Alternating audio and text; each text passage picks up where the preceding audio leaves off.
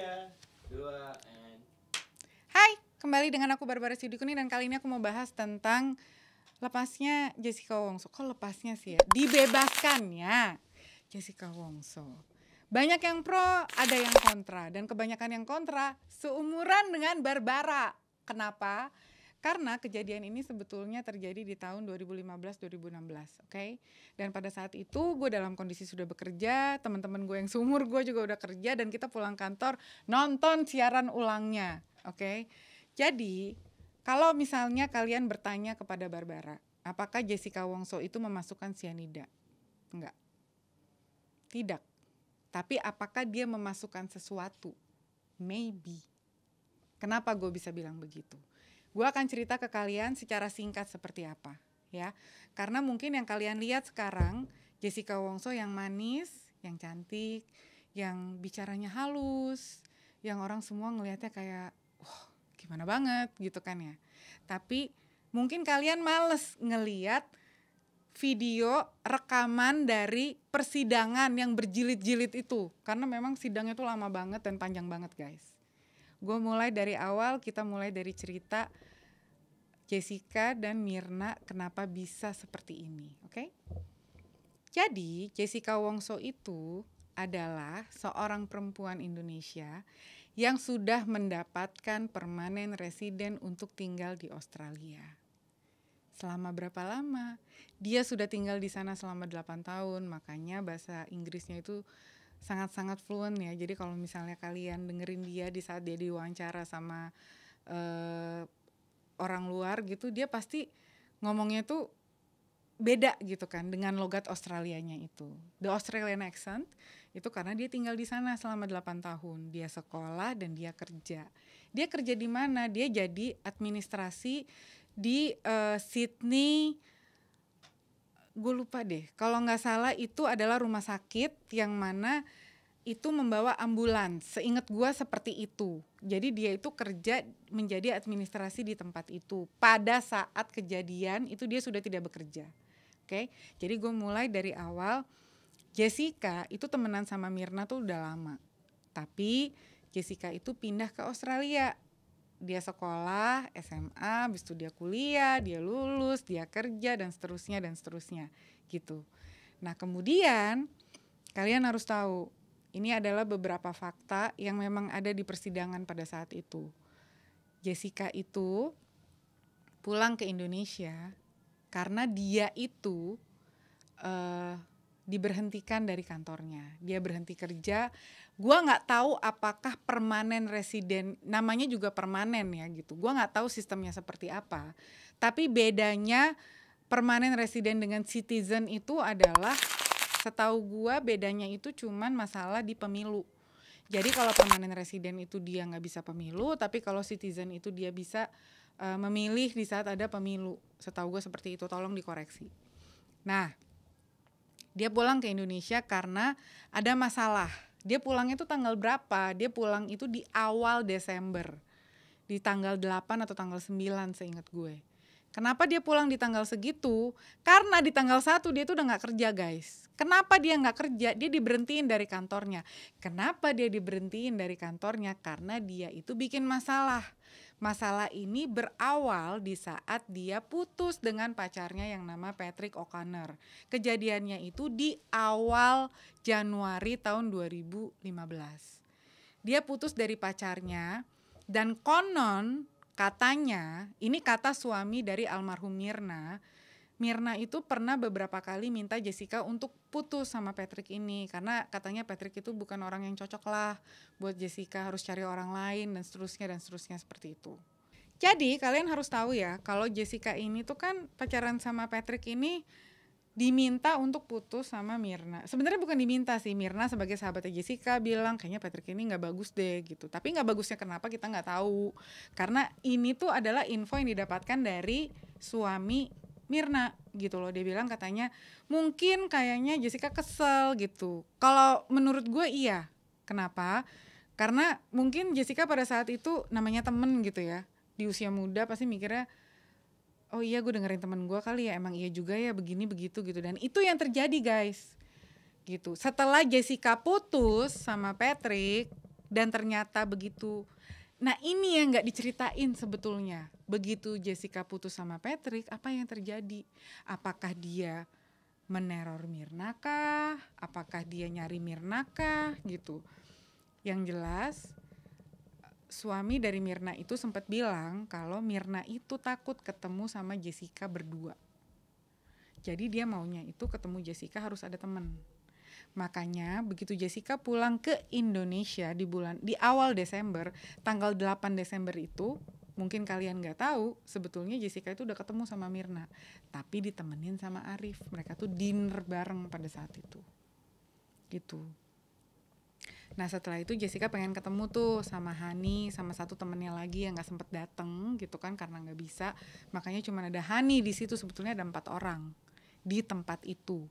Makanya ada 3 paper bag di tempat itu. Kenapa? Karena 3 paper bag itu adalah paper bag yang dibeli di Bath and Body Works. Ini bukan iklan. Yang mana itu ditujukan untuk ketiga temannya si Jessica itu. Jadi memang kalau menurut gue ya, mungkin si Myrna ini gak nyaman kalau hanya ketemu berdua sama Jess gitu. Dan yang bikin bingung lagi adalah kenapa di saat Myrna nikah, Jessica itu gak diundang. Dan dia juga bilang, dengan santainya dia bilang, iya gue gak diundang. Oh ya gak apa-apa, mungkin karena aku lagi di Australia gitu. Mungkin kalian lihat ya videonya, kalian cari aja videonya ada apa enggak. Tapi dia kelihatan kayak tenang banget gitu. Kenapa gue pengen bahas ini? Karena ini mungkin buat kalian yang capek gitu ya ngelihat video yang berjilid-jilid itu, ini gue jelasin sama kalian.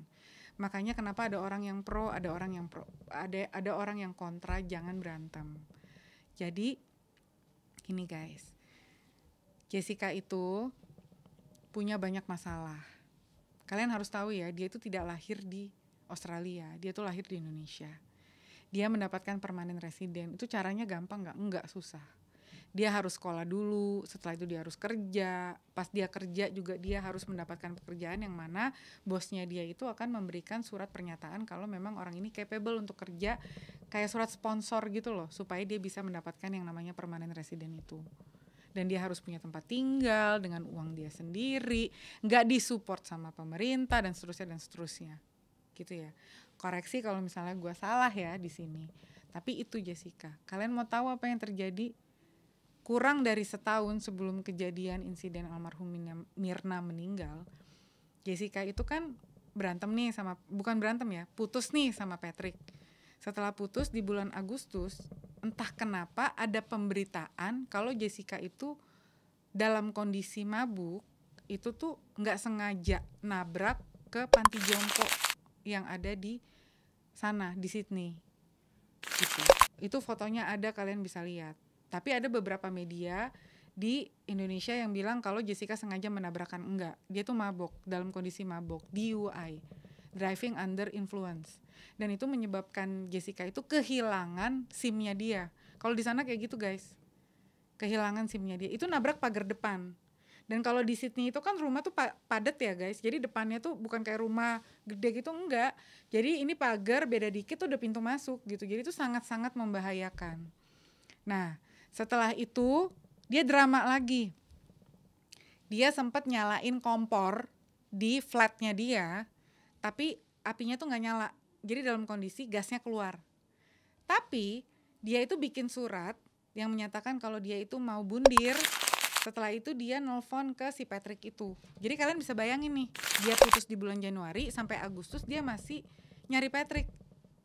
Paham kan? Gitu. Patrick ini pun takut. Kenapa gue bisa tahu dia takut? Karena dia itu sampai lapor ke polisi. Yang polisinya itu namanya John.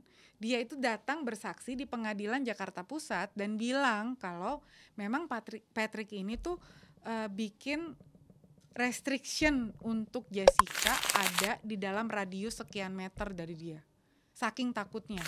Kok bisa takut? Karena Jessica ini ternyata gak cuman meneror si Patrick, tapi dia juga neror keluarganya Patrick. Kenapa? Karena kan dia kan deket sama keluarganya, deket sama adiknya, deket sama ibunya, deket sama bapaknya, tahu Patrick kerja di mana, tahu best friendnya siapa. Semuanya itu diteror sama dia. Itu tuh ngingetin Barbara ke yaitu baby reindeer. Paham gak kalian? Baby Reindeer si Martha, yang mana Martha ini meneror gitu kan. Coba deh gue cari. Jadi kalian harus tahu ya, jadi ada satu serial di Netflix yang namanya Baby Reindeer. Ini gue bacain ya. Ini menceritakan tentang dua orang ya karakter. Yang pertama namanya Martha, ini perempuan yang jadi si stalkernya itu. Dan satu namanya Donnie. Nah si Donnie Dan, ini adalah si korban. Yang mana si korban ini tuh sebenarnya cuma bartender, dia tuh cuma trying to be nice di saat ada orang datang mau minum, mau apa. Ya udah baik aja deh gue gitu, karena barnya lagi sepi dikasih tuh Diet Coke gratis gitu kan ke si Martha ini. Tapi ternyata jadi keterusan, terus Martanya jadi fall in love, jadi terobsesi sama si Donnie. Sampai gak cuman, dan ini terobsesinya kalian harus tahu, terakhir setelah Donnie ini ngelaporin ke polisi, yang mana kalau misalnya kita ngelaporin orang yang stalking kita tuh hukumannya sebenarnya gak ada sih guys, jadi mereka bisa keep stalking gitu kan. Donnie itu mengumpulkan bahwa dia mendapatkan 41.000 email dari Martha, 350 jam voicemail, 744 tweets karena dia nggak main tweets gitu kan, 46 Facebook message, dan yang paling penting 106 halaman ditulis tangan yang ditujukan kepada Donnie. Jadi gue tuh langsung keinget di saat gue nonton film itu, entah kenapa gue langsung ingat Jessica. Kenapa?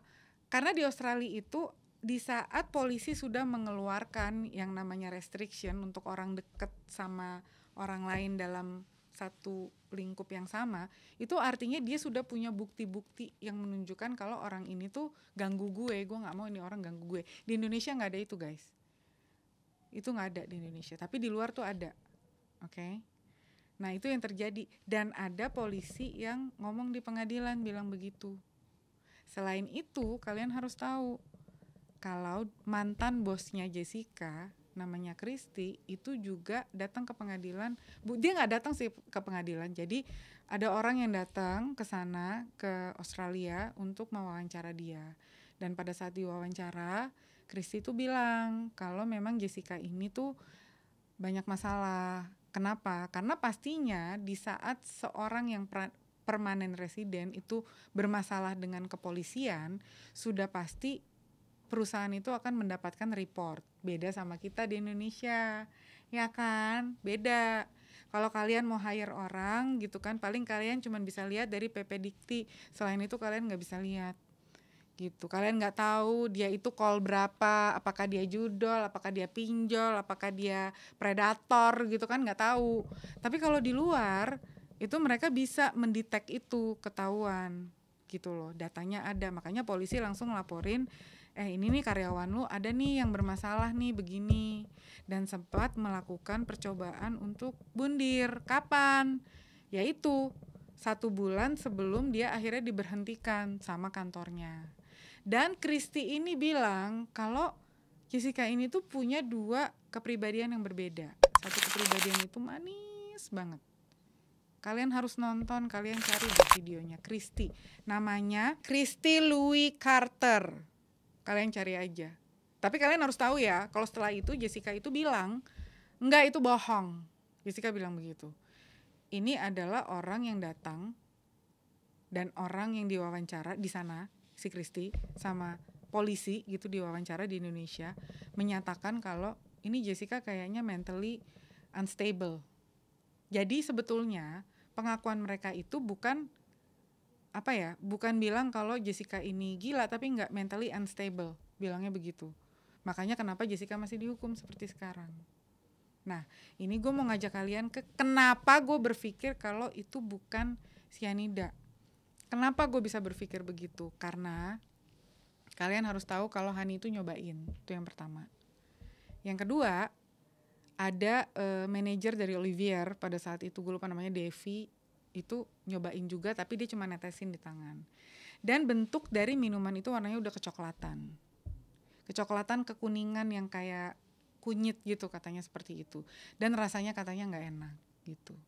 Nah di saat otopsi dinyatakan bahwa hasil dari otopsi itu tidak menyebutkan adanya cyanida, hanya menyebutkan kalau perut itu korosif. Jadi perutnya itu hancur soalnya lambungnya itu pendarahan, katanya seperti itu. Apakah ada sianida atau enggak? Yang sebelumnya di pemberitaan yang ada di Jakarta tahun 2016-2017 ternyata itu enggak ada. Jadi ternyata jumlah sianida yang ada di tubuhnya almarhum Mirna itu cuma 0,2 mg, yang mana 0,2 mg itu ternyata didapatkan dari formalin. Kenapa? Karena ternyata almarhum Mirna ini baru diotopsi setelah 3 hari. Berarti dia dieksum dong, diangkat dong dari kuburnya. Enggak, karena Mirna ini bukan beragama muslim. Jadi dia itu masih di rumah duka pada saat itu. Barulah diotopsi gitu. Setelah diotopsi ternyata 0,2 mg. Dan itu ada di lambungnya dia. Jadi ada satu, bentar, aku cari ya. Kalau ngomong tuh harus pakai fakta, ya kan? Ada ahli toksikologi kimia UI namanya Budiawan memastikan tidak ada sianida masuk ke tubuh Mirna sebelum dia meninggal. Ada sianida 0,2 mg disebabkan karena formalin. Jadi memang keluarga Mirna menolak adanya otopsi, gitu ya. Jadi terus kenapa hakim di Pengadilan Negeri Jakarta Pusat akhirnya berani memutuskan kalau Jessica ini dihukum selama 20 tahun? Karena berdasarkan, kalau menurut Barbara, asumsi. Asumsi apa?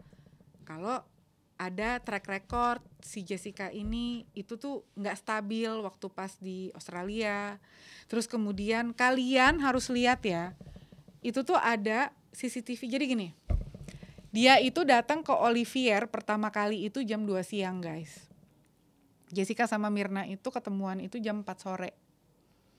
Dia ngapain dari jam 2 siang sampai jam 4 sore? Dia masuk ke Olivier, dia celingak-celinguk, dia ngeliatin.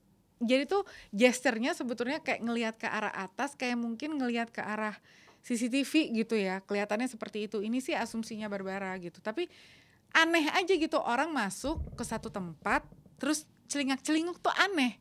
Kalau menurut gue gitu ya. Itu menurut gue loh. Jadi setelah itu dia keluar, dia beli 3 paper bag itu yang buat 3 temennya, yang satunya namanya Vera, Hani sama Mirna. Kemudian sekitar jam 4 dia tuh balik tuh. Jam 4 dia balik ke Olivier, dikasihlah table nomor 54. Kenapa gue ingat? Karena gue pernah duduk di table itu dulu. Dia duduklah tuh di situ. Yang membuat hakim itu memutuskan 20 tahun karena gerak-geriknya tuh aneh guys. Tiba-tiba dia naruh paper bag, dipindahin, digeser lagi. Coba deh kalian lihat. Jadi kalau misalnya kalian bilang, kasihan Jessica. Kalau menurut gua, Jessica tuh apes. Kenapa? Karena kalau menurut satunya gua, dia memasukkan sesuatu ke dalam situ, itu udah pasti. Tapi apapun bentuknya itu bukan sianida. Itu tidak bertujuan untuk membunuh dia, itu kalau menurut gue. Kenapa? Karena dia sendiri juga kaget gitu loh. Dia kayak bengong gitu, kalian lihat nggak di CCTV-nya tuh dia kayak bengong, garuk-garuk, dia kayak kok sampai kayak gini gitu. Tapi ada nggak gesture untuk masukin sesuatu? Ada guys. Kalian harus nonton itu tuh, kalian harus nonton footage-nya, kalian lihat. Nggak ada orang yang akan melakukan hal itu. Kalau gue nih OCD ya, dan OCD gue tuh akut. Jadi gue tuh OCD dengan bipolar overlay. Nah, bisa bayangin lah tuh. Pusing, gue sendiri pusing gitu kan, mendiagnose gue. Jadi gue tuh mengerti kenapa dia itu panik, gue paham kenapa dia naruh paper bag, karena gue juga naruh tas gue kayak posisinya harus begini, tapi gue tidak akan melakukan kayak dia masukin ke sini. Itu kalian harus lihat secara detail, itu yang gue lihat pada saat itu. Jadi apakah dia memasukkan sesuatu? Yes. Apakah itu sianida? I don't think so. Kenapa? Karena ada fakta yang harus kalian tahu, kalau Mirna ini tuh dietnya tuh parah banget. Jadi selama seharian itu di dalam lambungnya dia ternyata itu nggak ada isinya. Jadi dia nggak makan seharian. Kalian tahu kan sekarang banyak kasus orang asam lambung, GERD, and then ya udah collapse aja gitu. Nah itu yang terjadi gitu. Terus ada lagi pemberitaan yang bilang kalau suaminya Mirna, Arif Sumarko itu nggak langsung minta dokter bantu gitu. Itu sebetulnya alasannya Arif itu apa? Itu kan dokter yang ada di klinik di mall. dia langsung bawa Mirna, tujuannya adalah biar dibawa ke rumah sakit supaya lebih cepat ditangani. Ternyata pas di mobil udah nggak ada gitu. Pertanyaan gue adalah kenapa banyak orang sekarang berpikir kalau Jessica itu orang normal, baik-baik aja. Enggak, dia tuh ada yang salah sama dia guys, kalian harus tahu. Karena nggak 1-2 orang yang bersaksi, banyak yang bersaksi dan bilang kalau dia itu bisa punya 2 kepribadian yang berbeda. Makanya kalau kalian lihat, ini Jessica baru keluar dari penjara atau dari salon gitu kan, karena dia bisa segitu komposnya, segitu propernya gitu. Dan kalian harus tahu, di saat Mirna itu meninggal dunia, dia itu sempat dipanggil oleh beberapa stasiun TV, akhirnya mereka ngobrol gitu kan, dan dia tuh dalam kondisi kayak, iya aku nggak apa-apa, nggak ada apa-apa gitu, aku nggak tahu itu kenapa. Kalau menurut Barbara, apapun yang dimasukkan oleh Jessica itu bukan cyanida, tapi itu sesuatu yang akhirnya men-trigger. Tapi sesuatu itu mungkin adalah sesuatu yang sebetulnya kalau misalnya kita bawa ke pengadilan itu tidak menyebabkan kematian, mungkin seperti itu. Gitu. Tapi apakah Jessica pantas menjalani 8 tahun yang sekarang? Kok bisa sih 8 tahun? Ya karena ada remisi berapa? 58 bulan dan 30 hari. Kok bisa dapat remisi? Karena dia berkelakuan baik. Itu yang terjadi. Dan itu gak cuma sama Jessica guys, itu terjadi sama semua yang masuk penjara yang jadi residif. Itu semuanya berlaku seperti itu. Itu yang terjadi di negara kita. Dianggap kalau kita masuk ke dalam lembaga permasyarakatan, dianggap kalau kita akan belajar, kalau kita gak bisa belajar, kita gak dapat remisi. Dan remisi itu biasanya datang di saat 17 Agustus, seperti itu. Dan kalian jangan seneng dulu, kalian jangan pikir, oh berarti Jessica tuh bebas, sebebas-bebasnya. Tidak, dia itu wajib lapor sampai tahun 2032. Apakah dia bisa kembali ke Australia? Pastinya tidak, udah pasti diblokir selamanya. Nggak akan bisa dia ke Australia lagi. Gue juga nggak yakin dia bisa ke negara lain, nggak yakin gue. Karena kasusnya sebegitu besar sampai masuk ke Netflix, gue nggak yakin dia bisa kemanapun selain ya udah ngubek-ngubek aja Indonesia, udah nggak bisa kemana-mana lagi. Terus sekarang gimana? Kenapa banyak orang yang kontra? Karena kemarin kalian tahu kan ada Netflix yang Ice Cold. Kalian tahu Ice Cold, kalian tahu bapaknya itu kelihatan arogan banget. Kenapa bapaknya arogan? Karena memang bapaknya ya memang begitu gitu ya. Mungkin memang bentukannya memang settingan dari pabriknya begitu guys. Gitu. Dan kalian harus tahu, memang bapaknya itu menikah sudah beberapa kali. Dan banyak yang membuat spekulasi dan bilang kalau istri terakhirnya itu adalah temannya Mirna. Iya, itu adalah istri keempat atau kelima. Yang mana meninggalnya itu serangan jantung atau apalah gitu. Tapi sebelumnya dia punya mah, dan dia meninggal itu setelah dia cerai dari bapaknya ini. Dan memang bapaknya itu terkenal, ya namanya orang kaya pastinya ya, ceweknya di mana-mana, pastinya seperti itu. Katanya seperti itu. Kata siapa? Kata pegawainya sendiri. Itu gue baca di media seperti itu. Apakah bapaknya itu merencanakan itu? Kayaknya menurut gue bapaknya udah kaya banget deh. Butuh nggak sih sebenarnya uang uang dari asuransi? Gue nggak yakin. Kayaknya sih dia nggak butuh gitu loh. Tapi yang jelas apapun yang dimasukkan oleh Jessica menurut Barbara Sotoy itu bukan cyanida. Terus apa yang terjadi dengan Arif? Arif itu sekarang tinggal di Melbourne guys. Suaminya Mirna itu sekarang sudah menikah, dia tinggal di Melbourne, sudah punya anak. Dan saudara kembarnya Mirna itu pun sudah tinggal di Jerman sekarang sama suaminya dan 2 anaknya. Dan mereka tinggal di kota kecil. Kenapa? Karena mereka sama sekali gak mau lagi terlibat dalam drama-drama ini. Gitu. Sandy itu bilang kalau dia itu capek banget dengan drama ini. Dia cuma pengen tahu what happened to my sister gitu kan. Tapi sampai sekarang pun kalau menurut Barbara itu masih nggak tahu sebenarnya penyebabnya apa. Tapi sotoinya gue yaitu dia memang memasukkan sesuatu, tapi apapun yang dimasukkan ke dalam situ kita nggak tahu apa. Dan kalau misalnya kalian ngelihat Jessica adalah orang biasa seperti kita yang nggak punya mental illness, no. Beda, nggak kayak gitu. Kalian nonton deh, ada beberapa yang gue omongin ke kalian, coba kalian cari. Itu tuh pada saat itu ditayangin di salah satu televisi swasta. Oke? Jadi jangan kalian berpikir kalau dia itu 100% innocent. No. Kalian harus tahu ya guys, di luar itu beda sama di Indonesia. Yang mana kalau kalian tinggal di luar itu kalian tuh nggak mau cari masalah sama yang namanya polisi. Di Indonesia juga sama sih. Apalagi kalian itu cuma dapat permanen residen. Pastinya kalian takut, nggak mau urusan sama polisi. Ini tiba-tiba bisa-bisanya nabrakin mobilmu ke panti jompo. Oke? Sampai ketemu di episode berikutnya. Jangan lupa komen dan share video ini, dan kalau misalnya kalian gak suka boleh tapi komen yang baik ya. Oke, sampai ketemu lagi, bye.